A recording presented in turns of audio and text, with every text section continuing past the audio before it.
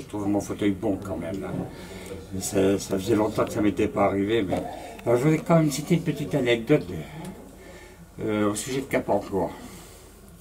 J'ai fait mes premières armes dans une salle de réunion de Cap Emploi.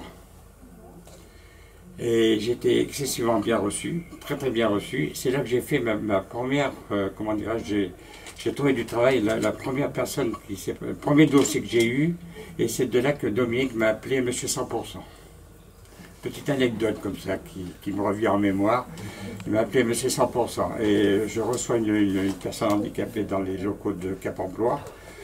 Et je téléphone dans une entreprise de Louviers qui elle avait la sclérose en plaques, qui l'a prise et qui a été embauchée. Ça a été mon premier. Alors, le nombre, je ne sais pas, en tête, il y a une bonne trentaine, je pense, de personnes qui ont trouvé du travail, à qui on a trouvé du travail.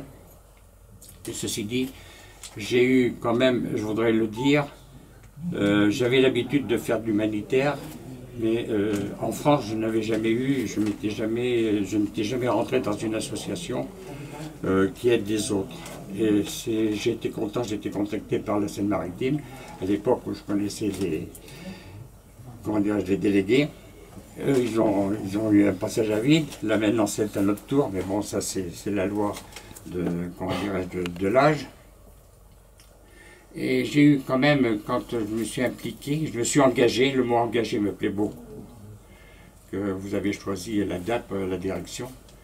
J'ai eu comme symbole Mademoiselle Fouché.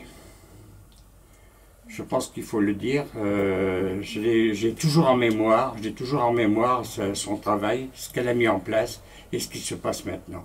Et ça, je pense que là-dessus, je crois qu'on a beaucoup à apprendre de la part de cette personne qui est cette fondatrice, la fondatrice de la DAP.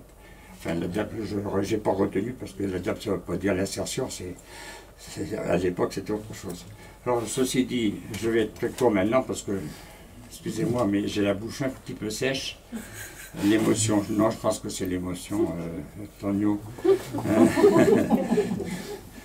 Et je vais vous remercier encore une fois profondément du fond du cœur. Vous voyez, mes mains en tremblent. D'ailleurs, je ne pensais même pas arriver à faire le discours.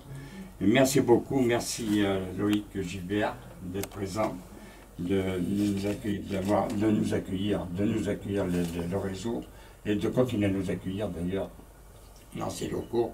Mais je n'abandonne pas comme ça. J'ai vu avec Jean-Pierre, avec qui nous avons tout de suite eu des atomes crochus, puisque on a un ami commun de la ville d'où il vient de Troyes. En plus, donc c'est des liens qui sont là. Donc c'est une petite mission par-ci par-là, mais je reste en contact permanent avec Dominique et Marie pour le cas échéant, que le réseau puisse perdurer et faire encore du bon travail si c'est possible. Merci à vous tous, merci beaucoup. Merci François. Merci.